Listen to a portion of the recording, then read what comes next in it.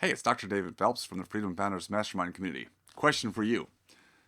Is it harder to double, to go from where you are today in your business, in your investments, in your productivity, your profitability? Is it harder to go from to 2x to double, or is it harder to go to 10x? Well, the quick obvious answer would be, well, it's got to be much harder to go to 10x. I mean, let's go to 2x first, and then we can talk about, eventually getting maybe to 10x in a few years. But what if I told you this, that it's actually easier to go to 10x? And here's why. When we think about just doubling something, increasing by a factor of 2, we think in terms of how are we going to do that? So we think about, well, we can work harder. We can maybe be a little bit more efficient in what we do. Look to cut costs, expenses, find ways to get more customers or clients and increase profitability. So you can churn it out, hard, everybody working hard, and maybe push to get to 2x, and everybody celebrates. Wow, we doubled last year. Fantastic. And that is a good thing to do. But here's the problem is you're working harder to get that, squeeze that little extra out. And then what do you do to get an increase beyond that? Well, let's 2x the next year. Well, it's going to get harder and harder if you don't change the model in which you're trying to expand. And it's all about multiplication. It's all about leverage. I love the word leverage. You've got to learn how to leverage in your life, because if you don't and you try to just work on the how, that's the doing of the thing that you do in your business or your practice. If you work on that, you can only get that much incremental growth. You can only add so much more to the efficiencies or the actual procedures you do if you're a dentist to actually increase your profitability. Yes, you can, but it's going to be limited is my point. So how do we go from 2x to 10x?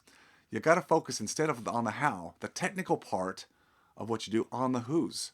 You've got to have other people. You've got to bring other people in. Where do you start? Well, one of the key things I've done in my life is I have an executive assistant. My executive assistant handles all of my communication. I don't do phone unless I've got an appointment to talk to somebody specifically. I don't just pick up and listen to my phone, but she handles all my communication, email communication. She handles all of my accounting, billing, credit card payments, invoicing. She manages all that, going to accountants and bookkeeping. She manages my schedule, manages my travel. So my calendar, everything that goes on the calendar, she manages that. Sure, I talk to her. We have blocks on it. She knows what. So it gives me what? Free time. Free time to do what I want to do, whether that's spend it on myself, enjoying things, hobbies, working out, playing tennis, or maybe it's free time so I can just actually work more on the business, which is what I call think time. See, most people don't have enough think time. They don't spend nearly enough time thinking because they're so busy, what? Doing the thing, just trying to do it harder, faster, more efficiently, grind more out in the time given. Yeah, again, I get it. That's what we're taught to do, but you're limited. You've got a ceiling on how much more you can do if you focus always on the how. So that's one example of a who. Who could be some who's in your life? What about your additional staff people that free up your time? So again, whether you're focused at the chair, which is a high time value for you, or you're focused on your business, which is an even higher time value for you, believe it or not.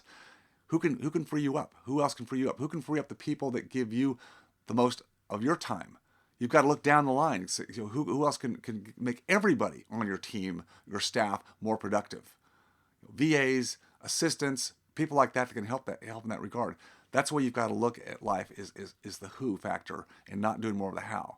So focus on that as you go down the road. Stop doing the who. Start making the evolution to stop focusing on the how. I hope I said that right. And start focusing on the who. The people in your life that can make a difference for you. From there, you can take your company and start collaborating with other companies. That's a bigger multiplier. That's a video and a blog for another day. But remember, it's all about focusing on 10xing your life, your freedom, what you have in your life by collaborating strategic alliance partnerships with the who's. Start with your own life, and then you can expand to your business. We'll talk about that on the next video. Remember, always stay focused on your freedom. See you next time.